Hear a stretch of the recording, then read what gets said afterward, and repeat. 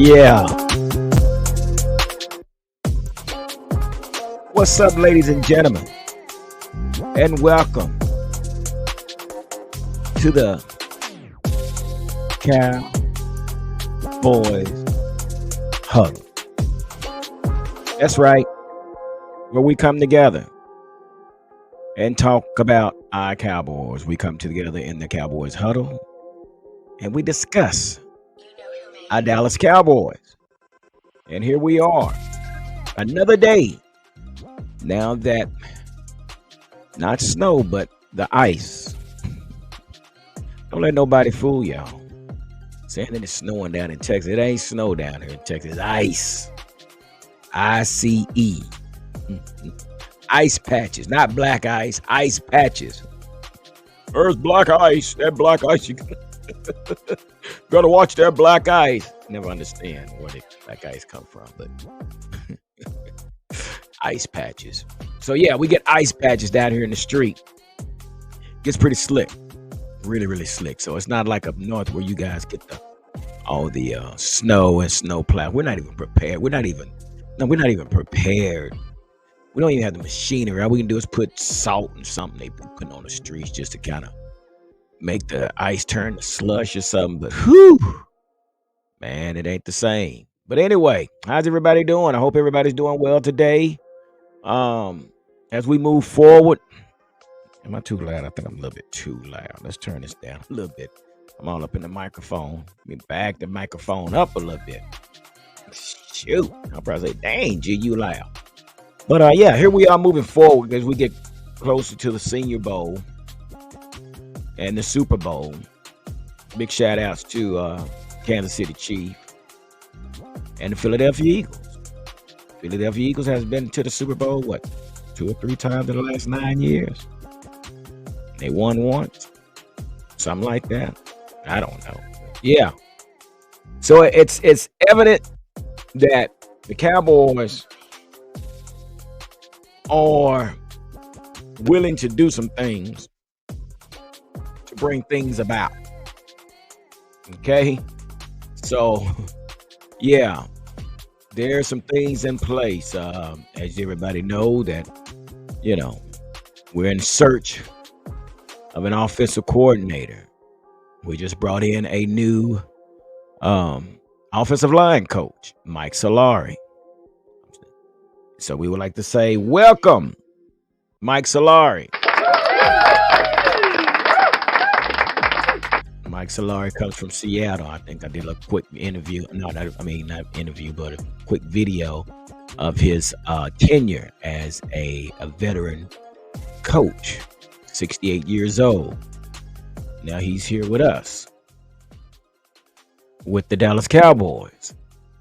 So that is a turn in a good way, I would think, knowing that we had Joe Philbin making $2 million. And basically, I always continue to say that our blocking scheme was very basic. So with Mike Solari, which has been a good personal individual with Mike McCarthy. So he decided to bring him in as the offensive line coach. With that being said, the Cowboys are also preparing to interview with the Vikings tight end passing game coordinator. Now, I'm not sure if he's still there with them or not, but his name is Brian Angelicchio. I ain't going to say it twice. I'm going to say it one more time. Brian Angelicchio. Chio. With the Vikings. So it's told that he was or is the Vikings tight end passing game coordinator. Okay, so this is an interview that's going to take place either today or sometime in the near future. So we are in search of an offensive coordinator. Now, again, we talked about that. We said, we said that Mike McCarthy is going to come. Yeah, but you still need an offensive coordinator. Okay, so with that being said, they are in the hunt for offensive coordinator, one that's going to probably conduct practices and run the practicing thing. But again, Mike McCarthy will be the offensive play caller. Okay, so what happened? These two guys that get together, along with Brian Schottenheimer. I think Brian Schottenheimer is another one they're thinking about interviewing, and some couple of other folks out there. So, but they all get together and put their heads together, brainstorm, and come up with the best solution that puts Dak in the great situation to be successful, which is basically needed. People say, is it too late for Dak to learn? Well, better late than never. With the money that we're paying Dak, we have to make some things happen, you know. And a lot of people are talking about, this situation with Kellen Moore, and they finished 12 double digits 2 seasons in a row. So why are we, you know, releasing Kellen Moore? Well, it's a lot more to it. From an outside standpoint, you would say, well, why is that? Well, there's more to it. Especially being a Cowboy fan, we see what happens uh, every year. We watch game from game. We watch the roller coaster ride. I told you, it's an emotional roller coaster ride I mentioned before, in which that has been the case with the Dallas Cowboys. As far as this offense, one week we're doing great, another week we're doing bad. It's just the inconsistencies. Yeah, 12-4, 12 and whatever. That's a good record, but on paper. But to watch this take place, it's a different story. So yeah, so that's why we're doing this. So it's been reported that Kellen Moore makes feelings on the Cowboy departure painfully clear. So Lindsay Theory reports new Chargers offensive Kellen Moore says that sometimes change can be good as far as his decision to move on from Dallas. He has a relationship with Brandon Staley stemming from joint practices together earlier in the year, and says the two kept in touch via text through the season. So yeah, there has been questions about the relationship between Mike McCarthy and Kellen Moore. And Mike McCarthy is also another individual that's internally involved with this team. So again, people say, well, why didn't Mike McCarthy step in with the play caller? Well, the thing with that is that Mike believes if this person is hired to install the plays, well, he's the same individual to call the plays. So that was Kellen's more job. Now, where they probably bumped heads at is some of the play calling selections that Kellen Moore decided to call. And I'm sure will always create a controversy or an issue when you have two offensive coordinators on the sideline and one not agree with the other. So I'm sure that's where that stemmed from, and I'm sure Kellen Moore was being questioned a lot. Why we're not doing this? What is going on with the play calling? So yeah, I'm sure there was a lot to do with it. So so it says that Moore didn't take a direct shot at the Cowboys, but his new challenge may be a better one. This is especially true given the weapons the Chargers have at their disposal. Okay, so we're talking about the Chargers. Yeah, Chargers have weapons, but we have weapons as well. So, again, good luck to Kellen Moore. But if you couldn't, maybe you can give them a better record. Maybe the Chargers could probably have a better record. But there's a ceiling to this. And basically, maybe over time and more experience with Kellen Moore, he'll probably get there. But let me say this, we better get there before Kellen Moore gets there. I'm just saying, we better get there before Kellen Moore gets there. Because that would be ugly. Ooh, that would be ugly. But I personally, I have a lot of confidence in Mike McCarthy. As far as looking at his resume and what he's done in the past. So, yeah, I have a lot of confidence in Mike McCarthy and what he brings to the table. But also, want to say, we're talking about, Mike McCarthy and his play calling. And, we're talking about Zeke. What's going to happen to Zeke? Well, when they had who was it? Jordy Nelson, Randall Cobb, and James Jones. These guys were explosive. So um, Mike McCarthy put these guys in good position to be successful. So I think that's the type of guy we're dealing with when it comes to Mike McCarthy. So again, it's more likely that we're going to probably be using this West Coast offense, which will not only just include a running back, but you might see time or two that you'll see a fullback. And I personally think this is where Zeke will step in at. Not necessarily saying he is a fullback, but a two-man backfield.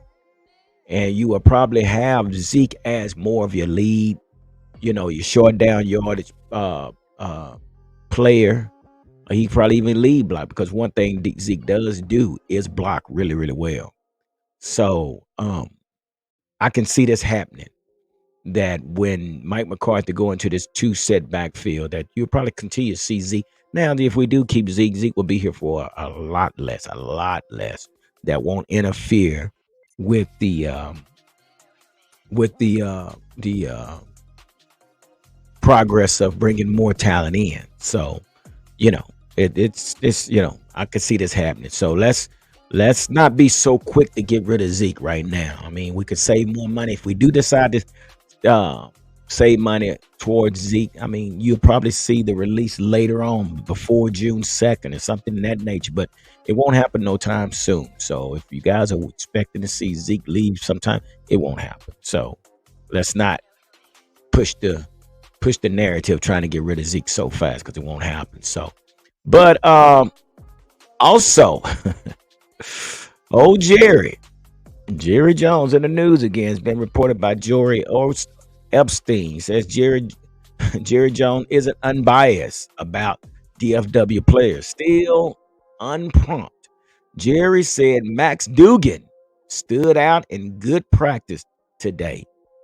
Now, Max Dugan, if you don't know who he is, he's the quarterback from TCU.